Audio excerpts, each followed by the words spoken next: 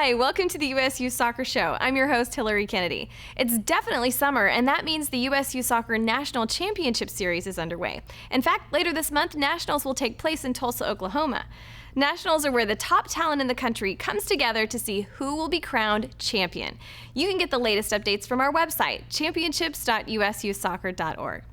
Coming up, we're going to get a preview of the national championships, hear from USU soccer alum Sydney Leroux, learn about a defending champion preparing for a new battle in a different way, and much, much more. More than 10,000 teams started the National Championship Series journey this year, and now the field is narrowed to 96 of the most elite teams in the country. The National Championships are the crown jewel of youth soccer, and in the next few weeks, the 2015 champions' names will be etched in history.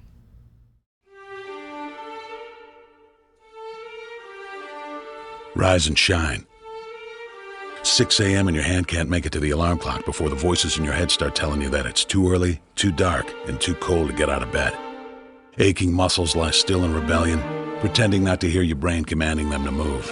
A legion of voices are shouting their unanimous permission for you to hit the snooze button and go back to dreamland. But you didn't ask their opinion. The voice you've chosen to listen to is one of defiance, a voice that says there was a reason you set that alarm in the first place. So sit up, put your feet on the floor, and don't look back, because we've got work to do. Welcome to the grind. For what is each day but a series of conflicts between the right way and the easy way? 10,000 streams fan out like a river delta before you, each one promising the path of least resistance. Thing is, you're headed upstream. And when you make that choice, when you decide to turn your back on what's comfortable and safe and what some would call common sense, well, that's day one. From there, it only gets tougher. So just make sure this is something you want, because the easy way out will always be there, ready to wash you away. All you have to do is pick up your feet.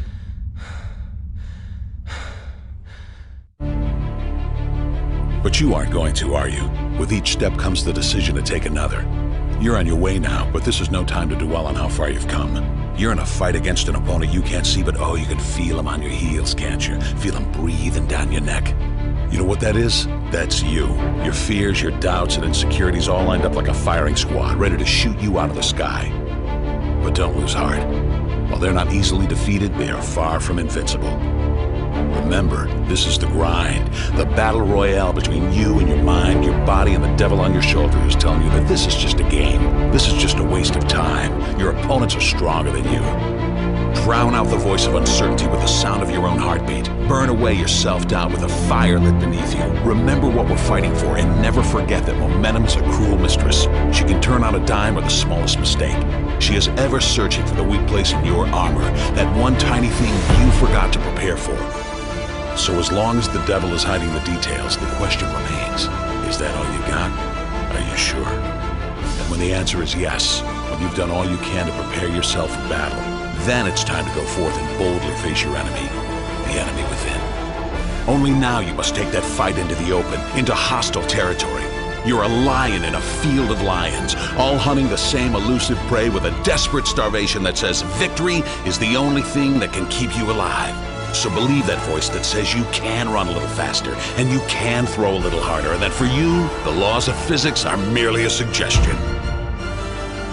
Luck is the last dying wish of those who want to believe that winning can happen by accident. Sweat, on the other hand, is for those who know it's a choice. So decide now, because destiny waits for no man. And when your time comes and 1,000 different voices are trying to tell you you're not ready for it, listen instead to that lone voice of dissent. The one that says you are ready, you are prepared. It's all up to you now. So rise and shine.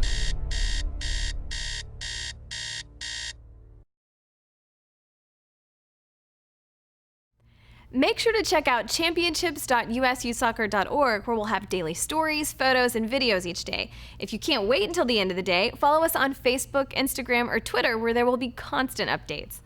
Another national competition taking place this month is the USU Soccer National President's Cup. The President's Cup is designed for those teams seeking additional challenges to play against teams of similar abilities for a national title. The Cup provides a progressive, competitive experience to teams that might not otherwise get the opportunity to participate in a series of unique experiences.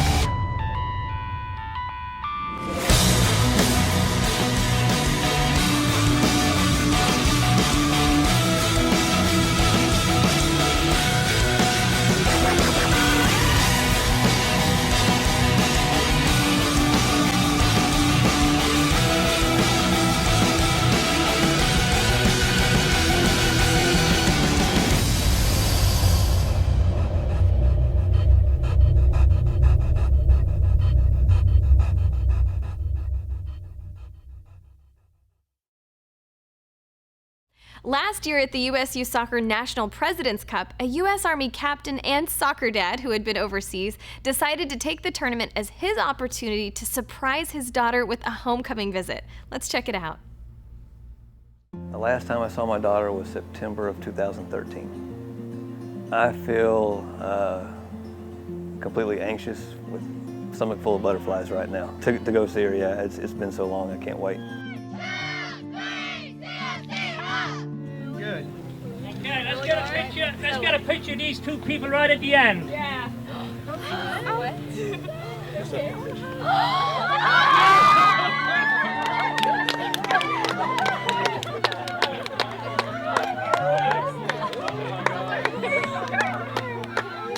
I had no idea who it was. I was honestly kind of freaking out. I had no idea. And then I turned around and I just got so happy. I didn't even think. I just turned around and I realized it was my dad.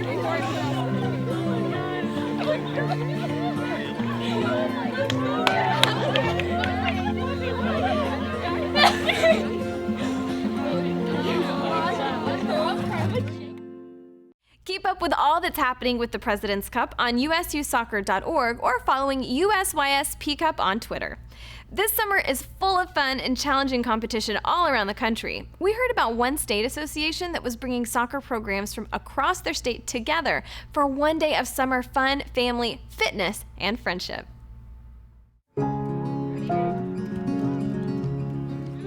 Top Soccer benefits our athletes in so many ways. I think we see that physically it allows them to get exercise that they might not normally get, so it definitely helps them, all of their systems. Cardiovascularly, it helps them, their muscles, it helps their bones, it helps them probably in all the ways that the medical professionals would want it to help them. But I think more so than that, probably it helps them in the ways that their parents and the people who love them want it to help them. It helps socially, it helps them connect with their peers. Not only their typical peers, but also their peers with disabilities. I think it also allows them to feel good about themselves, so it definitely helps them gain some self-confidence, which I think is really important. So I see a lot of the same growth in our top soccer athletes that I see in my athletes who I coach in my typical soccer world. I don't know, it feels really good to volunteer for a program that makes so many people so happy. The kids are always smiling, the buddies are always smiling, and I get emails all the time from parents saying how much their kids get out of it, and so it just feels really so worthwhile. Kids with special needs, they really just want to be treated like everyone else. They don't want, your sympathy. They don't want you to treat them any differently. They want to go out here, they want to have fun, and they want to do what every other kid is doing. And I mean, they want to score goals. Every kid here wants to be a striker. They just want to get the ball in the back of the net. The Top Soccer program, I've been involved for 15 years, and Top Soccer for me is one of the elite programs in any organization, because not only does it allow players with disabilities to participate and feel like they're part of a team, but it's also the third tier of a program. You have competitive, recreational, and top soccer. So I think it's one of the pivotal pieces in the matrix for any organization. Very good. I think the people who volunteer with Top Soccer can learn to have a greater appreciation for the game of soccer.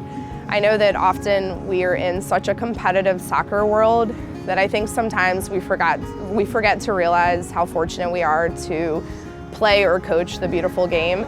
And I think Top Soccer reminds us of that. If you go to any of our Top Soccer sessions, whether it's the festival or whether it's our weekly sessions, I think when you see the smiles, when you see kids having success, I think it just reminds us how much we can love the game. And I think that's probably the most important lesson to be learned, is just a reminder to love the game of soccer. It makes Connor feel so great. I bring out the jersey on game day. All I have to do is show it to him, and he's nonverbal, so he can't say I'm excited, but you can see with every fiber of his being, he's ready to go, just ready. Let's get out the door, let's go see Coach Shannon. Well, today, for part of the day, I worked with Zoe.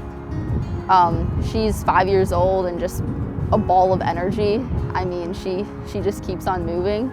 And she's always, asking to race me, and she's fast. I mean, I'm not even like letting her win. She's just flat out beating me. Like, I don't have the speed to keep up. Connor's met so many different people and the benefit he sees from it and the social skills he's grown from it, he's got a smile that lights up this field. And it's a joy to see. It starts when we enter the parking lot and it lasts all night long.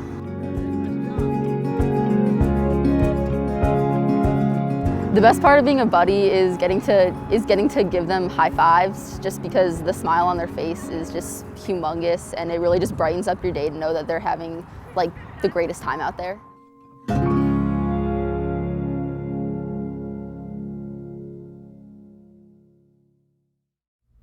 It's time now for a break. When we return, we'll catch up with Sam Snow for another tip for when you're preparing to play college soccer.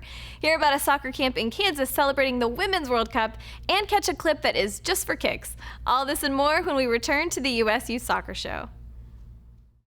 Hi, and welcome back to the U.S. Youth Soccer Show. Summer can be a really good time to kick off your search for a college program that you think might fit your skills and personality best. Let's hear from former college coach and current U.S. Youth Soccer Director of Coaching, Sam Snow, on what you should be focusing on this month.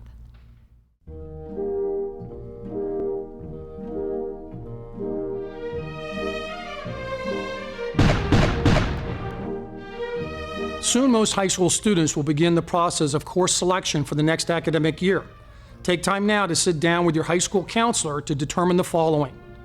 Are you meeting graduation requirements with core courses and required electives? If pursuing college soccer, are you meeting NCAA core course requirements? Ask about taking pre-AP, AP, or dual credit courses where applicable. Ask which courses you should take if there's a specific field of study you would like to pursue to help give you a head start in your selected field.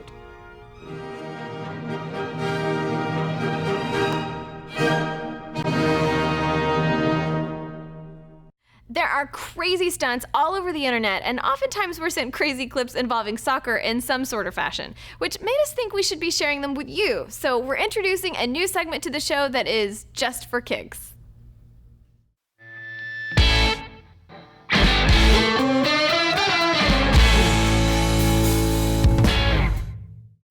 Laskettelu ja jalkapallo, mikä mukaan voisi mennä pieleen?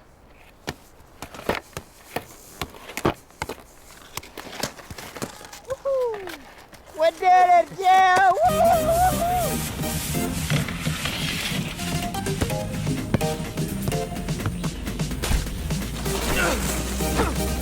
Round one.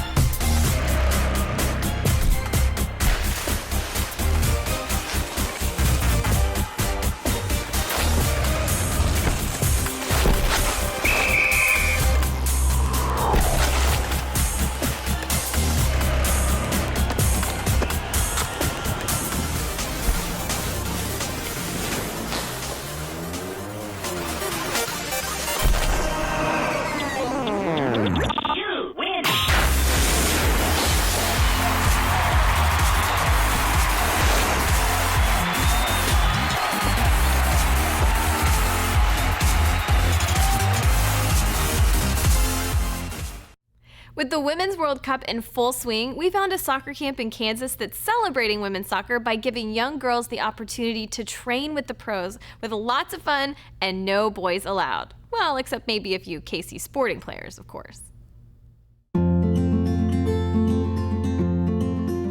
Today, Sporting Kansas City and FCKC, through the Sporting Club Network, came out and wanted to celebrate the Women's World Cup and the women's game overall.